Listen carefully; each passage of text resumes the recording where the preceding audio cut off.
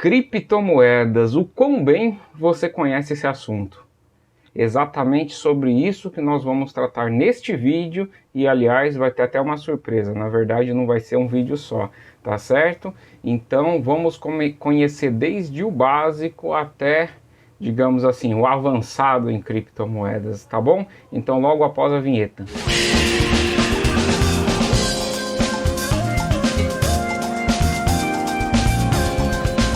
Olá pessoal, meu nome é Leonardo Freitas, você está no canal Ciências e Negócios.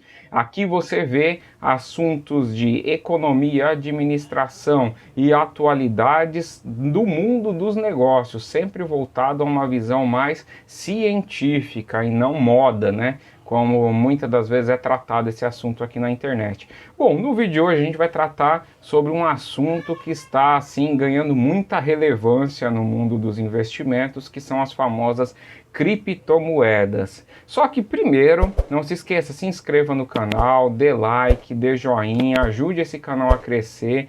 Faça o seguinte, você deixe comentários também no vídeo que ajuda o canal, tanto deixando comentários quanto dando like. Por quê? Porque o YouTube vai mandando esse vídeo para mais pessoas que têm interesse sobre esse assunto, tá certo? No vídeo de hoje nós vamos tratar sobre as famosas criptomoedas e na verdade não vai ser um vídeo só.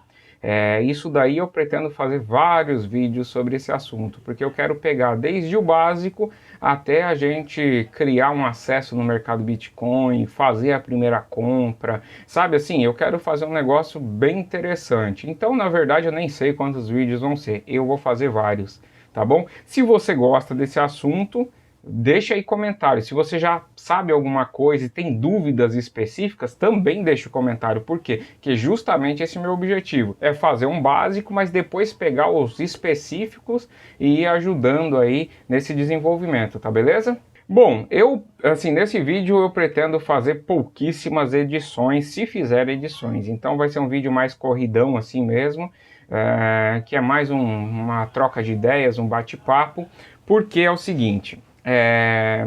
Para começar aí nesse mundo de criptomoedas, você tem que começar ali do básico, né? E esse básico, na verdade, ele me ocorreu por um motivo. Eu vi uma pergunta, né, em uma matéria que dizia o seguinte: afinal, a Bitcoin é realmente uma moeda? Então, quer dizer, para você falar sobre criptomoedas, existem duas partes aí que você precisa entender, a parte cripto e a parte moeda. Hoje a gente vai tratar da parte moeda, aí no próximo vídeo eu já aviso, vai ser a parte cripto. E essa questão de o Bitcoin é realmente uma moeda, ou as criptomoedas realmente são moedas, eu vou responder isso até o final do vídeo, então assista tudo e fica até o final.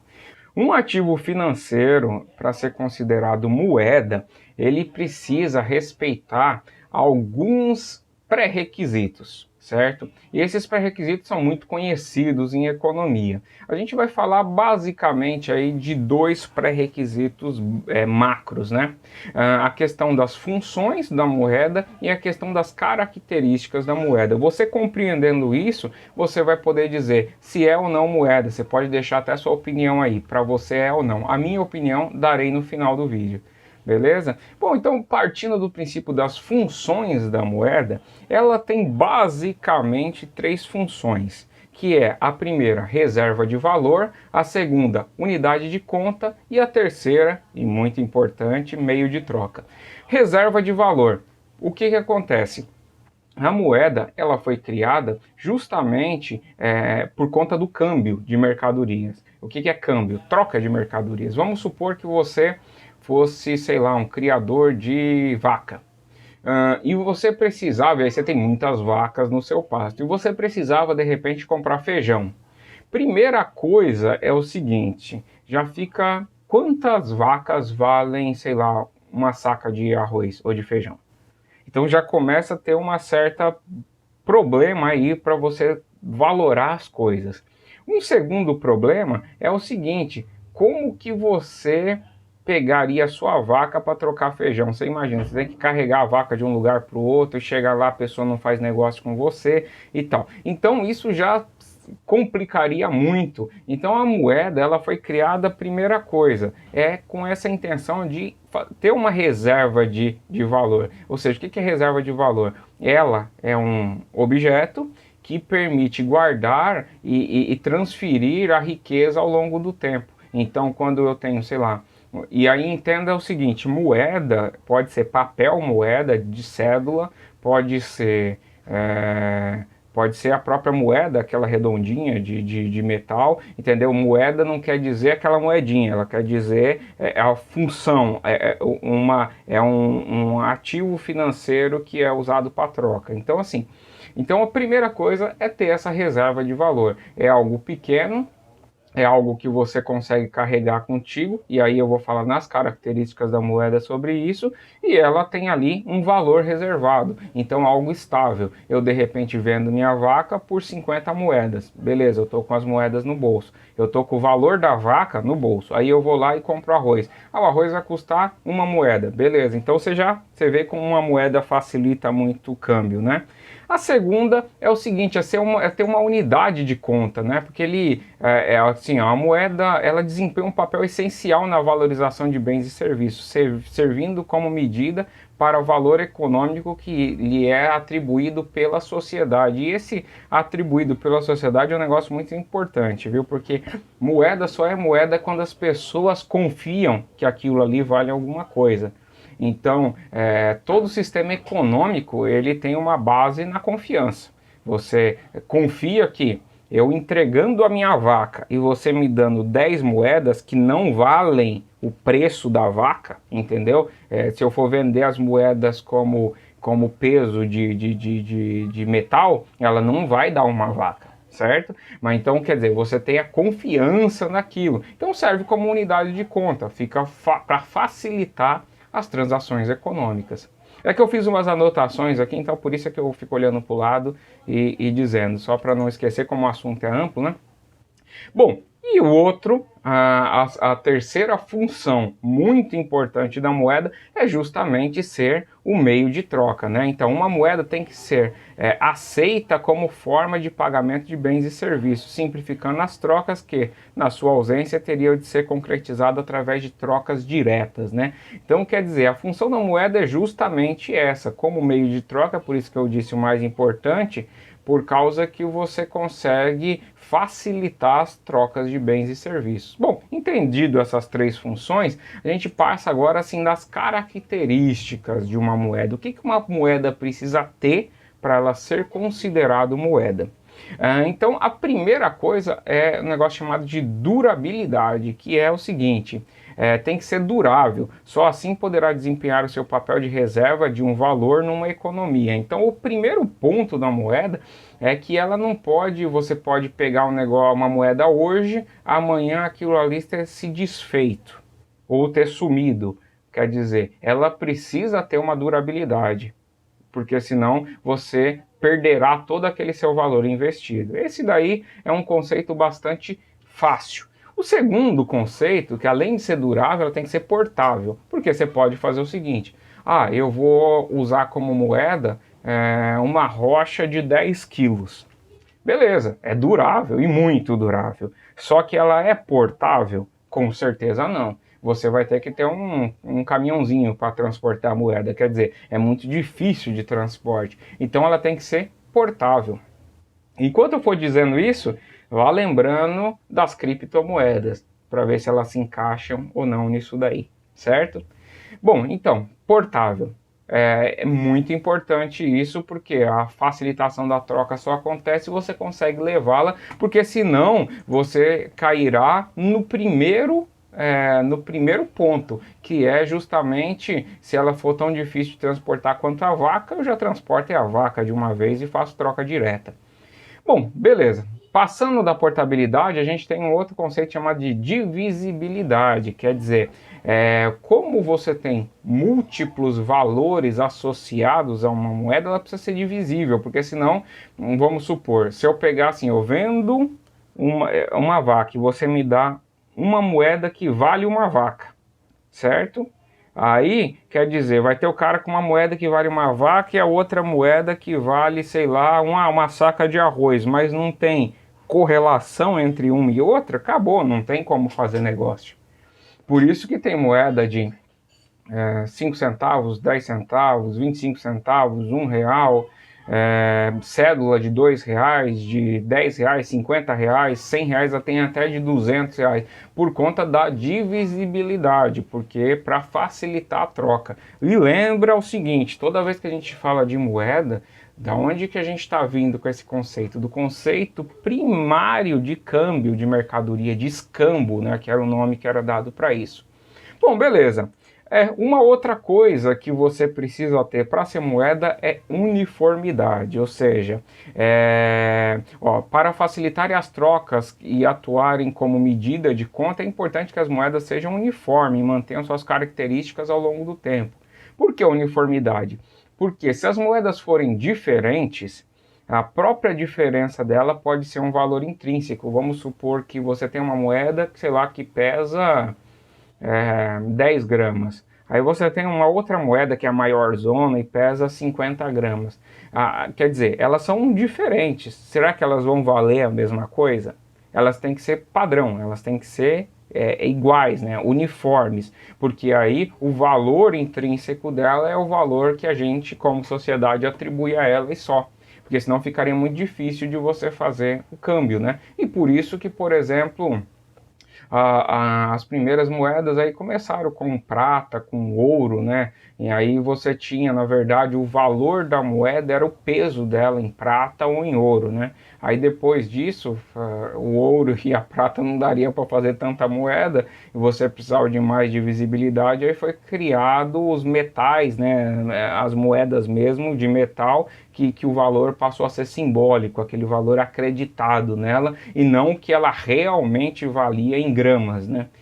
Bom, outra coisa muito importante para ser moeda é a chamada oferta limitada. O que é oferta limitada? Moeda não pode ser criada assim ao léu, né? Por causa que se você começa a criar moeda, você desvaloriza as moedas existentes. E, aliás, isso daí é muito interessante. Quem estuda política de câmbio, a questão de o governo comprar ou vender dólares ou outras moedas é justamente com essa intenção de inundar o mercado de moeda para baixar o valor dela, ou comprar a moeda do mercado para subir o valor dela. Por quê? Porque a oferta de moeda ela é limitada, você tem uma quantidade finita de moedas no mercado, e isso é importante. E aí nisso a gente traz aquela questão do Bitcoin, né? Só para relembrar a pergunta inicial. Será que o Bitcoin é moeda? Essa oferta limitada o Bitcoin tem. Que é justamente aquelas minerações de Bitcoin que eles foram minerando e tinha uma data para acabar a mineração. A partir dali não se minera mais nenhum Bitcoin. Então, quer dizer, oferta limitada.